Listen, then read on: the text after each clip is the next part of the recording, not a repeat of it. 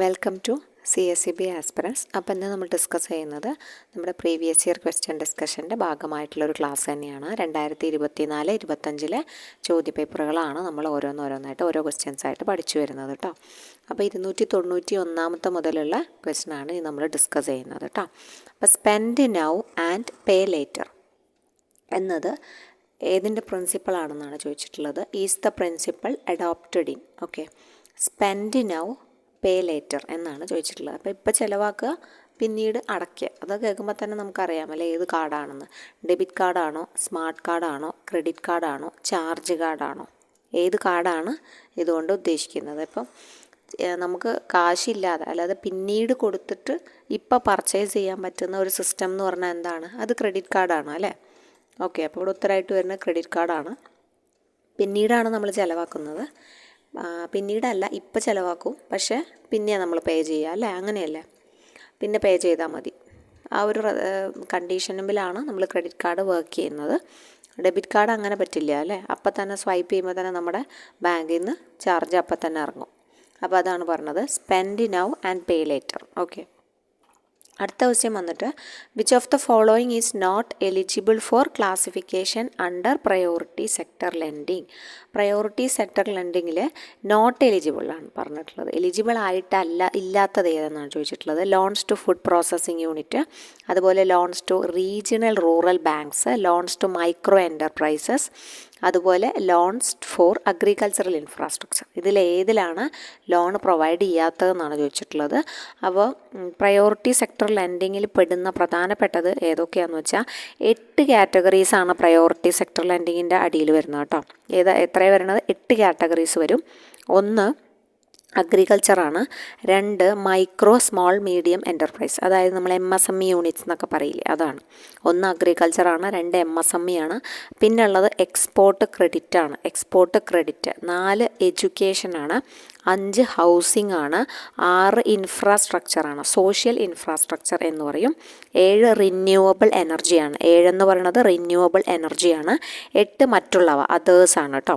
അപ്പോൾ ഇത്രയും 8 കാറ്റഗറി ആയിട്ടാണ് ഈ ഒരു പ്രയോറിറ്റി സെക്ടർ ലെൻഡിങ്ങിനെ തരംതിരിച്ചിട്ടുള്ളത്. ഇതിൽ ഓരോന്നിലും ഓരോ കാറ്റഗറിയിലും എന്താണ് ലോൺസ് പ്രൊവൈഡ് ചെയ്യും. അപ്പോൾ ഒന്നുകൂടി പറയാം: agriculture, MSME, export credit, education, housing, അതുപോലെ social infrastructure, renewable energy, others.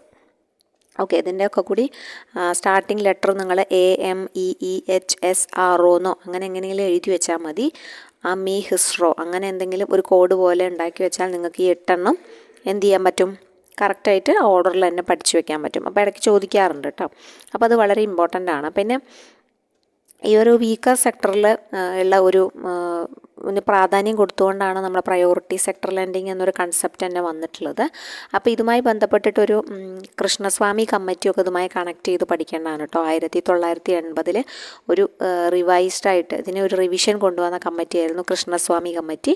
അതുപോലെ തന്നെ ഒരു MV നായർ കമ്മിറ്റി വരുന്നുണ്ട് ഇതുമായി ബന്ധപ്പെട്ടിട്ട്. അതൊരു RBIയുടെ ഒരു ഇൻറ്റേർണൽ വർക്കിംഗ് ഗ്രൂപ്പായിരുന്നു കേട്ടോ.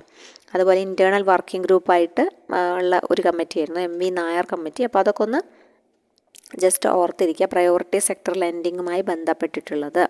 ഓക്കെ, അപ്പോൾ ഈ ഒരു 8 കാറ്റഗറിയിൽ നിർബന്ധമായിട്ട് പഠിച്ചു വെക്കണം. പിന്നെ പ്രയോറിറ്റി സെക്ടർ ലെൻഡിങ്ങിൻ്റെ ബേസ് എന്ന് പറഞ്ഞു കഴിഞ്ഞാൽ ഏത് നോക്കിയിട്ടാണ്, ഏത് പെർസെൻറ്റേജിലാണ് കാൽക്കുലേറ്റ് ചെയ്യുകയെന്ന് വെച്ച് കഴിഞ്ഞാൽ അതാണ് ANBC അല്ലെങ്കിൽ CEOBE എന്ന് പറയും. അതായത് adjusted net banking credit or credit equivalent of balance sheet exposure നോക്കിയിട്ടാണ് അതിലേതാണ് അത് ഹയർ, അത് നോക്കിയിട്ടാണ് എന്ത് കാൽക്കുലേറ്റ് ചെയ്യുന്നത്. ഈ ഒരു പ്രയോറിറ്റി സെക്ടർ ലെൻഡിങ്ങിൻ്റെ ടാർജറ്റ് ഫിക്സ് ചെയ്യുന്നത് കേട്ടോ. ടാർജറ്റും സബ് ടാർജറ്റും ഒക്കെ ഫിക്സ് ചെയ്യുന്നത് adjust net banking credit ANBC നോക്കിയിട്ട്, അല്ലെങ്കിൽ credit equivalent of balance sheet exposure എന്ന് പറയും കേട്ടോ. ഈ CEOBE ഇതിന് കഴിഞ്ഞ പ്രാവശ്യത്തെ എക്സാമിനൊക്കെ ഈ ഒരു 2024 ക്വസ്റ്റ്യൻ പേപ്പറിൽ തന്നെ ഈ ഒരു സംഭവങ്ങളൊക്കെ വന്നു തുടങ്ങിയിട്ടുണ്ട്. സോ അതൊക്കെ ഒന്ന് നോട്ട് ചെയ്യണം കേട്ടോ. ഓക്കെ, അപ്പോൾ അത് ഇമ്പോർട്ടൻ്റ് ആണ്. അപ്പോൾ ഈ പ്രയോറിറ്റി സെക്ടറിലെ ക്ലാസിഫിക്കേഷൻ ഇല്ലാത്തതാണ് ഇപ്പോൾ നമ്മളോട് ചോദിച്ചിട്ടുള്ളത്. അപ്പോൾ നമ്മൾ പറഞ്ഞു ഏതാണ് ഇല്ലാത്തതെന്ന് വെച്ച് കഴിഞ്ഞാൽ റീജിയണൽ റൂറൽ ബാങ്ക്സുമായി ബന്ധപ്പെട്ടിട്ടുള്ളത് ഇല്ല കേട്ടോ. Loans to regional rural banks, regional rural ബാങ്കുമായി ബന്ധപ്പെട്ടിട്ടുള്ള ഒന്നും നമ്മൾ കണ്ടിട്ടില്ല. സോ അതുകൊണ്ട് തന്നെ എന്തില്ല, റീജിയണൽ റൂറൽ ബാങ്കുമായി ബന്ധപ്പെട്ടിട്ടുള്ളത് ഇവിടെ ഇല്ല. അടുത്ത ക്വസ്റ്റ്യൻ നോക്കുകയാണെങ്കിൽ the brand name of the issuer bank is not mentioned in credit card such a card. അങ്ങനത്തെ കാർഡുകളെ എന്താണെന്ന് പറയുക, ബ്രാൻഡ് നെയിം കൊടുത്തിട്ടില്ല. ഇഷ്യൂവർ ബാങ്കിൻ്റെ ബ്രാൻഡ് നെയിം അതിൽ മെൻഷൻ ചെയ്തിട്ടില്ലാത്ത തരത്തിലുള്ള ക്രെഡിറ്റ് കാർഡുകളെ എന്ത് പേരിലാണ് അറിയപ്പെടുക എന്നാണ് പറയുന്നത് കേട്ടോ. ഓക്കെ, ക്രെഡിറ്റ് കാർഡെന്ന് പ്രത്യേകം പറഞ്ഞിട്ടുണ്ട്. അപ്പോൾ 4 ഓപ്ഷനും കൊടുത്തിട്ടുണ്ട്. കോ ബ്രാൻഡഡ് കൊടുത്തിട്ടുണ്ട്, വൈറ്റ് ലേബൽ നിങ്ങൾക്കറിയാം. വൈറ്റ് ലേബൽ ATM കാർഡിൻ്റെ ഒരു ടൈപ്പ് അല്ലേ വൈറ്റ് ലേബൽ. കൗണ്ടർ ഫീറ്റ് കാർഡും എന്താണ്, തട്ടിപ്പ് കാർഡാണത്. Hot card. അപ്പോൾ ഈ ഓരോ കാർഡ് എന്താണെന്ന് നോക്കാം കേട്ടോ. ഇപ്പോൾ ഉത്തരമായിട്ട് വരുന്നത് ഈ ബ്രാൻഡ് നെയിം ഇഷ്യൂവർ ബാങ്കറുടെ പേര് മെൻഷൻ ചെയ്യാത്ത ക്രെഡിറ്റ് കാർഡ് ഏതാണെന്ന് ചോദിച്ചു കഴിഞ്ഞാൽ ഉത്തരം നമുക്ക് ആദ്യം മാർക്ക് ചെയ്ത് പഠിക്കാം. കോ ബ്രാൻഡഡ് കാർഡാണ് ഇവിടെ ഉത്തരമായിട്ട് വരുന്നത്. ഓക്കെ, കോ ബ്രാൻഡഡ് കാർഡിൻ്റെ പ്രത്യേകത എന്താണ്, അവിടെ എന്തില്ല, ഡസ് നോട്ട് ഷോ ഇഷ്യൂവർ ബാങ്കേഴ്സിൻ്റെ നെയിമും പറയുന്നില്ല, ബ്രാൻഡ് നെയിമും പറയുന്നില്ല, ഒന്നും പറയുന്നില്ല കോ ബ്രാൻഡഡ് കാർഡിൽ. പിന്നെ അതുപോലെ തന്നെ വൈറ്റ് ലേബൽ കാർഡുകൾ നിങ്ങൾക്കറിയാം അല്ലേ. ATM കാർഡിൻ്റെ ഒരു white label ATM card owned and operated by non banks NBFCs ഒക്കെ യൂസ് ചെയ്യുന്നതാണ് എന്ത്, ഈ ഒരു വൈറ്റ് ലേബൽ ATMs എന്ന് പറഞ്ഞു കഴിഞ്ഞാൽ. അത് white label ATMs Tata communications ആണ് ആദ്യമായിട്ട് 2013 ഇൻഡി ക്യാഷ് എന്ന പേരിലാണ് ഫസ്റ്റ് സ്റ്റാർട്ട് ചെയ്തത്. ഓക്കെ, അതായത് അവിടെ ബ്രാൻഡിൻ്റെ പേരോ അല്ലെങ്കിൽ it does not display any banks branding എന്നാണ് പറയുക. അവരുടെ ലോഗോയോ സൈനേജോ ബ്രാൻഡിങ്ങോ ഒന്നും ഉണ്ടാവില്ല അതിൽ. അതാണ് വൈറ്റ് ലേബൽ ATMs പൊതുവേ പറയുന്നത് കേട്ടോ. അപ്പോൾ കൗണ്ടർ ഫീറ്റ് കാർഡ് എന്താണെന്ന് നോക്കാം. കൗണ്ടർ ഫീറ്റ് കാർഡ് എന്ന് പറഞ്ഞു കഴിഞ്ഞാൽ കള്ളത്തരത്തിലൂടെ ഉണ്ടാക്കുന്ന കാർഡാണ്. ജസ്റ്റ് ഫുള്ള് ഫേക്ക് കാർഡ്, അതാണ് ഈ counter feet card. Full fake കാർഡാണ് കൗണ്ടർ ഫീറ്റ് കാർഡ് എന്ന് പറഞ്ഞു കഴിഞ്ഞാൽ. പിന്നെ ഹോട്ട് കാർഡ് എന്താണെന്ന് നോക്കാം കേട്ടോ. ഹോട്ട് കാർഡ് എന്ന് പറഞ്ഞു കഴിഞ്ഞാൽ റിപ്പോർട്ടഡ്ലി ലോസ്റ്റ് എന്ന് പറഞ്ഞാൽ അല്ലെങ്കിൽ സ്റ്റോളൻ എന്ന് പറഞ്ഞ കാർഡാണ് ഈ ഹോട്ട് കാർഡ് എന്ന് പറഞ്ഞാൽ. അതായത് മോഷ്ടിക്കപ്പെട്ട കാർഡ്, നഷ്ടപ്പെട്ടു എന്ന് പറഞ്ഞിട്ട് റിപ്പോർട്ട് വന്നിട്ടുള്ള കാർഡാണ് ഹോട്ട് കാർഡ് എന്ന് പറഞ്ഞു കഴിഞ്ഞാൽ. ആ ഒരു വാക്കുമായിട്ടൊരു നമുക്ക് കണക്ഷനൊന്നും കിട്ടുന്നതല്ല. റിപ്പോർട്ടഡ് ലോസ്റ്റ് അല്ലെങ്കിൽ സ്റ്റോളൻ കാർഡ് എന്നാണ് അതിനെ പറയുക കേട്ടോ. അതാണ് ഹോട്ട് കാർഡ് എന്ന് പറഞ്ഞു കഴിഞ്ഞാൽ. അപ്പോൾ കോ ബ്രാൻഡഡ് കാർഡാണ് ഇവിടെ ഉത്തരമായിട്ട് വരുന്നത്. വൈറ്റ് ലേബൽ കാർഡ് എന്താണെന്ന് നമ്മൾ പറഞ്ഞു, കൗണ്ടർ ഫീറ്റ് നമ്മൾ പറഞ്ഞു, ഹോട്ടും നമ്മൾ പറഞ്ഞു. ഓക്കെ, കോ ബ്രാൻഡഡ് ആണെന്നൊന്ന് ഓർത്ത് വയ്ക്കുക കേട്ടോ. ഒരു ടൈപ്പ് ഓഫ് ക്രെഡിറ്റ് കാർഡിൻ്റെ ഇതാണ് പറഞ്ഞിട്ടുള്ളത് എന്ത്, ഈ ഒരു കോ ബ്രാൻഡഡ് കാർഡ് എന്ന് പറഞ്ഞാൽ കേട്ടോ. ഓക്കെ, അടുത്തത് ഫുൾ ഫോം ഓഫ് PMFBY. അതറിയാം നമുക്ക്. ഏതാണ് PMFBY? ഇതിങ്ങനെ വായിക്കുമ്പോൾ തന്നെ നമുക്കറിയാം. നമുക്ക് ചോദിക്കാൻ സാധ്യതയുള്ള നല്ലൊരു ഓപ്ഷൻ തന്നിട്ടുള്ള കാരണം ആദ്യം തന്നെ കൊടുത്തിട്ടുണ്ട്, പ്രധാനമന്ത്രി ഫസൽ ബീമ യോജന. ഓക്കെ, അതിൻ്റെ ഫുൾ ഫോമാണിത്, പ്രധാനമന്ത്രി ഫസൽ ബീമ യോജന. ഓക്കെ, വിളകളുമായി ബന്ധപ്പെട്ടിട്ടുള്ളത്. അടുത്തത് വന്നിട്ട് what is the allowable investment limit ആണ് ചോദിച്ചിട്ടുള്ളത്. പ്ലാന്റ് ആൻഡ് മെഷീനറി ഓർ എക്യുപ്മെൻറ്റിന് MSMEയിൽ കൊടുക്കുന്നതാണ്. Medium enterprise as per guidelines, MSMEയുടെ ഗൈഡ് ലൈൻസിൽ പറയുന്നതാണ് allowable investment limit. Plant and മെഷീനറിക്ക് എത്ര കോടി വേണം എന്നുള്ളതാണ് പറഞ്ഞിട്ടുള്ളത്. അപ്പോൾ പ്ലാന്റ് ആൻഡ് മെഷീനറിക്ക് 50 കോടിയാണ് പറഞ്ഞത് കേട്ടോ. MSMEയുടെ ലിമിറ്റ് പറയുന്നത് പ്ലാന്റ് ആൻഡ് മെഷീനറിക്ക് 50 കോടിയാണ്. ഓക്കെ, അത് ഈ പ്രയോറിറ്റി സെക്ടർ ലെൻഡിങ്ങുമായി ബന്ധപ്പെട്ടിട്ടുള്ളത് തന്നെയാണ്. പ്രയോറിറ്റി സെക്ടർ ലെൻഡിങ്ങിലാണ് ഓരോരുത്തർക്ക് മാർജിനൽ ഫാർമർക്ക് ഇത്ര കൊടുക്കാം, അല്ലെങ്കിൽ ഓരോ ടൈപ്പിനും ഓരോന്ന് കൊടുക്കാമെന്നുള്ള ഒരു നോംസൊക്കെ കണ്ടീഷൻസൊക്കെ ഇറക്കാറുണ്ട്. അപ്പോൾ അതിനനുസരിച്ചിട്ടാണ് ഇവർ ഓരോ തരത്തിലും ടാർജറ്റ് കൊടുക്കുന്നതും അതിനനുസരിച്ചിട്ടുള്ള മാറ്റിയിരിപ്പും ലോണ് പ്രൊവൈഡ് ചെയ്യുന്നതും ഒക്കെ കേട്ടോ. ഓക്കെ, ഇനി അടുത്ത ക്വസ്റ്റ്യൻ വന്നിട്ട് ATMലെ പിൻ കാർഡുമായി ബന്ധപ്പെട്ടാണ്. എളുപ്പമുള്ളത് തന്നെയാണ്. The letter P stands for. P എന്ന് പറഞ്ഞാൽ എന്താ? P എന്തിനെ സൂചിപ്പിക്കുന്നതാണ്? പെർമനൻ്റ് ആണോ, പേഴ്സണൽ ആണോ, പ്രൊമിനൻ്റ് ആണോ, പബ്ലിക് ആണോ എന്ന് വെച്ചിട്ടുണ്ട് അല്ലേ. എന്തിനെ സൂചിപ്പിക്കുന്നതാണ് P? അപ്പോൾ പേഴ്സണലാണ് പിൻ എന്നല്ലേ, പേഴ്സണലാണ്. പിൻ എന്ന് പറഞ്ഞു കഴിഞ്ഞാൽ ATMലെ പിൻ നമ്പർ നമുക്കറിയാലോ, പേഴ്സണലാണ് സൂചിപ്പിക്കുന്നത്. ഇൻ്റർനാഷണൽ കോപ്പറേറ്റീവ് അലയൻസ് ഓർഗനൈസ് ചെയ്തത് എന്നാണെന്നാണ്, വർഷമാണ് ചോദിച്ചിട്ടുള്ളത് കേട്ടോ. ICAയുടെ വർഷം. ICA ഇമ്പോർട്ടൻ്റ് ആണ്. ICA ബന്ധപ്പെട്ടിട്ട് നമ്മൾ നല്ലൊരു വീഡിയോ ചെയ്തിട്ടുണ്ട്. സോ കാണാത്ത കൂട്ടുകാർ ആരെങ്കിലും ഉണ്ടെങ്കിൽ ഒന്ന് പോയി കാണാം. പിന്നെ നമ്മുടെ മോഡൽ എക്സാമിൻ്റെ സീരീസ് നടന്നുകൊണ്ടിരിക്കുന്നുണ്ട്. എക്സാം എഴുതി പഠിക്കണമെങ്കിൽ നിങ്ങളൊന്ന് ജോയിൻ ചെയ്തോളൂ കേട്ടോ. 100 രൂപയാണ്. നമ്മൾ 20 സെറ്റ് ക്വസ്റ്റ്യൻ പേപ്പറാണ് അതിൽ പ്രൊവൈഡ് ചെയ്തിട്ടുള്ളത്. ആദ്യം നിങ്ങൾ ചെയ്ത് പഠിക്കാനുള്ള ഗൂഗിൾ ഫോമിൻ്റെ ലിങ്ക് തരും. പിന്നെ അതിന് താഴെ തന്നെ നിങ്ങൾക്ക് വേറൊരു ഫോൾഡറിലായിട്ട് അതിൻ്റെ PDF തന്നെ ഉണ്ടാവും. അപ്പോൾ നിങ്ങൾക്ക് അതിൽ വായിച്ച് പഠിക്കുകയും ചെയ്യാം. പിന്നെ കോപ്പറേറ്റീവ് ലോയുടെ കോഴ്സ് നമ്മൾ എടുക്കുന്നുണ്ട് കേട്ടോ. ഓക്കെ, ഇനി വേറെ അഡീഷണൽ ഇൻഫർമേഷൻസ് എന്തെങ്കിലും വേണമെങ്കിൽ ജസ്റ്റ് വാട്സപ്പ് ചെയ്യുക കേട്ടോ ചാനൽ നമ്പറിൽ.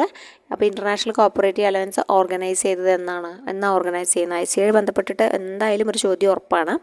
നിർബന്ധമായിട്ട് പഠിച്ചു പോകണം. ICAIയുടെ എല്ലാ കാര്യങ്ങളും ഇമ്പോർട്ടൻ്റ് ആയിട്ട് പഠിച്ചു പോകണം. പ്രസൻ്റ്ലി ഉള്ള മാറ്റങ്ങളും എല്ലാ കാര്യങ്ങളും പഠിച്ചു പോകണം. ഓക്കെ, അപ്പോൾ നമുക്കറിയാം ICAI തുടങ്ങിയത് 19 ഓഗസ്റ്റ് 1895 അല്ലേ. അപ്പോൾ ഇവിടെ എന്തില്ല, ഡേറ്റ് പറഞ്ഞിട്ടില്ല, വർഷം മാത്രമേ പറഞ്ഞിട്ടുള്ളൂ അല്ലേ. വർഷവും മാസവും മാത്രമേ പറഞ്ഞിട്ടുള്ളൂ. അപ്പോൾ നമുക്കത് മാത്രം എന്ത് ചെയ്യാം, മാർക്ക് ചെയ്ത് പോവാം. Okay, August 1895. ഇത് ഇത്തിരി എളുപ്പമുള്ള ക്വസ്റ്റ്യൻ പേപ്പറായിരുന്നു കേട്ടോ. ഇത് ഡാറ്റ എൻട്രി ഓപ്പറേറ്റർ ആണെന്ന് തോന്നുന്നത് കേട്ടോ. നമ്മുടെ സെക്രട്ടറിയുടെ അത്ര കടുപ്പമുള്ള ക്വസ്റ്റ്യൻ പേപ്പറൊന്നും അല്ല, എളുപ്പമുള്ള ക്വസ്റ്റ്യൻ പേപ്പറായിരുന്നു. ചിലപ്പോൾ ചോദ്യങ്ങൾ നിങ്ങൾക്ക് വളരെ എളുപ്പമായിട്ട് തോന്നാം. എളുപ്പമുള്ള ചോദ്യമാണ്. നമ്മൾ റിലേറ്റഡ് ഫാക്ട്സ് അറിയാത്തതൊക്കെ ആണെങ്കിൽ നമ്മൾ പറയുന്നുണ്ട്.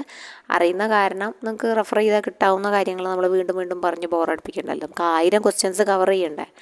എക്സാമിന് മുമ്പ് 1000 ക്വസ്റ്റ്യൻസ് നമുക്ക് കവർ ചെയ്യാൻ പറ്റിയ നല്ലൊരു കാര്യമല്ലേ. അപ്പോൾ നിങ്ങൾ റിലേറ്റഡ് ഫാക്ട്സ് റിലേറ്റഡ് ഫാക്ട്സ് ഒക്കെ നിങ്ങൾ ആ ഭാഗം ഒന്ന് പോയി വായിക്കുക കേട്ടോ. ഒരു ക്വസ്റ്റ്യൻ വരുമ്പോൾ അത് ഏത് ടോപ്പിക്കാണെന്ന് നിങ്ങൾ നോട്ട് ചെയ്യുക. എന്നിട്ട് നിങ്ങളുടെ കയ്യിൽ എന്തെങ്കിലും മെറ്റീരിയൽസ് ഉണ്ടാവുമല്ലോ, അപ്പോൾ അതൊന്നും തപ്പി പഠിക്കുക കേട്ടോ. Which cooperative principle is described as A principle of growth. ആ ഭാഗം വളരെ ഇമ്പോർട്ടൻ്റ് ആട്ടോ, പ്രിൻസിപ്പിൾ ഓഫ് ഗ്രോത്ത്. അതിൻ്റെയും നമ്മൾ എവല്യൂഷൻ പ്രിൻസിപ്പിൾ എന്ന് പറഞ്ഞിട്ടൊരു നല്ലൊരു വീഡിയോ ചെയ്തിട്ടുണ്ട്. കാണാത്ത കൂട്ടുകാരാണെങ്കിൽ ഒന്ന് പോയി കാണുക. പിന്നെ വേറെ പുറമേ നിന്നൊന്നും ചോദിക്കില്ല, നമ്മൾ അത്രയും ഡീപ്പായിട്ട് തന്നെയാണ് ചെയ്തിട്ടുള്ളത്. അപ്പോൾ ഏത് പ്രിൻസിപ്പിൾ ഓഫ് ഗ്രോത്ത് എന്നറിയപ്പെടുന്നത് ഏത് പ്രിൻസിപ്പിളാണെന്നാണ്? കോപ്പറേഷൻ എമംഗ് കോപ്പറേറ്റീവ്സ് ആണോ, കോപ്പറേറ്റീവ് എഡ്യൂക്കേഷൻ ആണോ, ഓപ്പൺ ആൻഡ് വോളണ്ടറി മെമ്പർഷിപ്പ് ആണോ, ലിമിറ്റഡ് ഇൻട്രസ്റ്റ് ഓൺ ക്യാപിറ്റൽ ആണോ? ഏതാണ്? കോപ്പറേഷൻ എമംഗ് കോപ്പറേറ്റീവ്സ് ആണ് അല്ലേ. ഓക്കെ, അടുത്തത് കൊട്ടേഷൻസ് ആണ്. കൊട്ടേഷൻസ് ഒന്നുപോലും കിട്ടിയാൽ വെറുതെ വിടരുത്. നിങ്ങൾ അപ്പം തന്നെ എന്ത് ചെയ്യുക, പകർത്തി വയ്ക്കുക കേട്ടോ. ഒരു ബുക്കോ പേപ്പറോ അതിന് വേണ്ടിയിട്ട് കൊട്ടേഷൻസ് എഴുതിയിട്ട് തന്നെ എല്ലാ ക്വസ്റ്റ്യൻ പേപ്പറിൽ കാണുന്ന കൊട്ടേഷൻസൊക്കെ ഒരു സ്ഥലത്ത് എഴുതി വയ്ക്കുക. അപ്പോഴേ നമുക്ക് റിവൈസ് ചെയ്യാൻ എളുപ്പമാവുള്ളൂ കേട്ടോ. Who defined cooperation as something more than a system? ഒരു സിസ്റ്റത്തിലും ഉപരിയാണെന്ന് പറഞ്ഞു. It is spirit which appeals to the heart and mind. It is a religion applied to business. It is a gospel of self sufficiency and service. മുമ്പ് ചോദിച്ചിട്ടുള്ളത് തന്നെയാണ്. മുമ്പത്തെ question പേപ്പറിൽ നമ്മൾ സ്ഥിരം കാണാറുള്ള കൊട്ടേഷൻ തന്നെയാണ് കേട്ടോ. ഓക്കെ, അപ്പോൾ അത് ML ഡാർലിങ്ങിൻ്റെ കൊട്ടേഷനാണ്. ഇമ്പോർട്ടൻ്റ് ആണ് കേട്ടോ.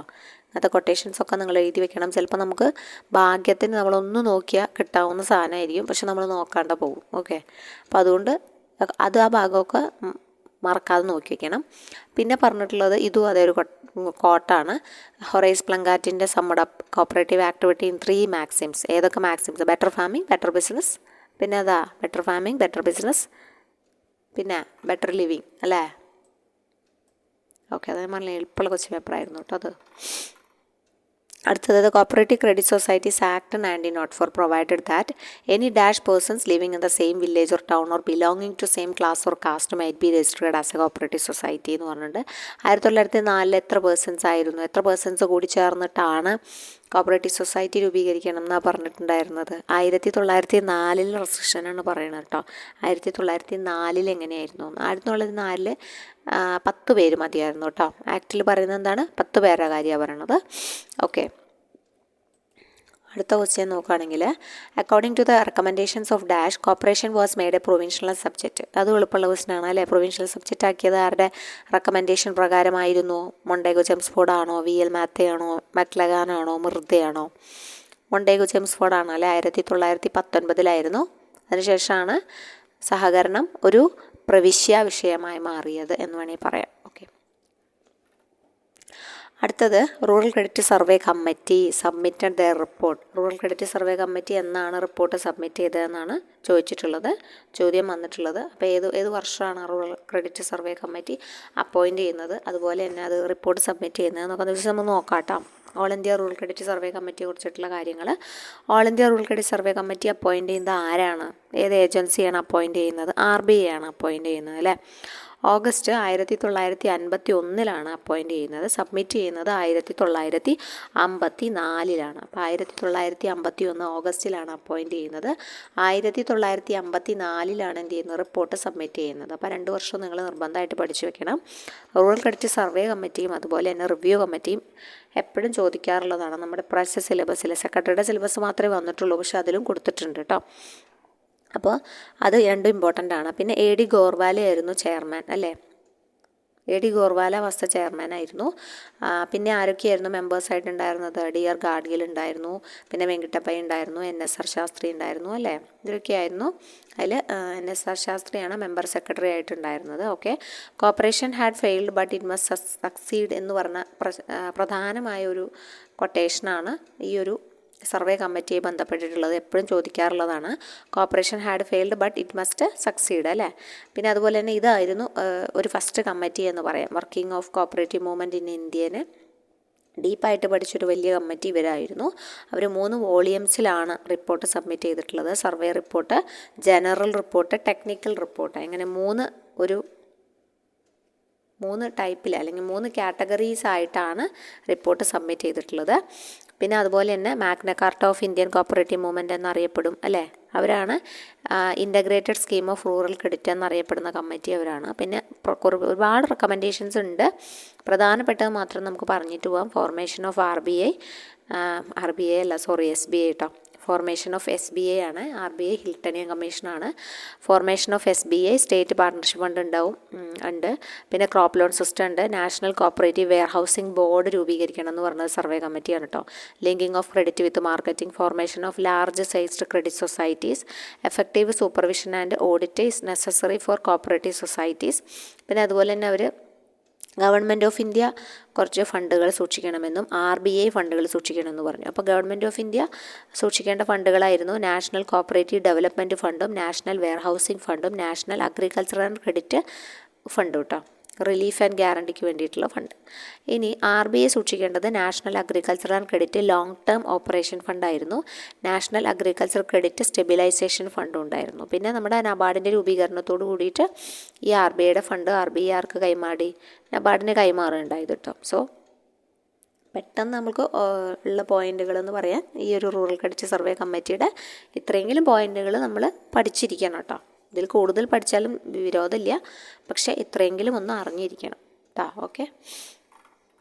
അടുത്തത് who is rightly called as the father and founder of cooperation. ആരാണ് father and founder of cooperation എന്നറിയപ്പെടുന്നത്? റോബർട്ട് ഓവനാണ് കേട്ടോ. ഓക്കെ. ഓപ്ഷൻസ് വായിക്കുന്നില്ല, എളുപ്പമുള്ള ക്വസ്റ്റ്യൻസ് അല്ലേ. അടുത്തത് പറയുന്നത് a dash tier credit structure exist in Kerala for extending short and medium term loan. Short and medium term ലോണിൻ്റെയും ഇപ്പോഴത്തെ ക്രെഡിറ്റ് സ്ട്രക്ചർ എങ്ങനെയാണ്? ടയർ എങ്ങനെയാണ്? 3 ആണോ? മോർ ദാൻ 3 ഉണ്ടോ? അതോ 2 ഉള്ളൂ? സിംഗിളാണോ? എങ്ങനെയാണ്? ലോങ് ടേമിന് പിന്നെ പണ്ടേ 2 തന്നെ ഉണ്ടായിരുന്നത് അല്ലേ.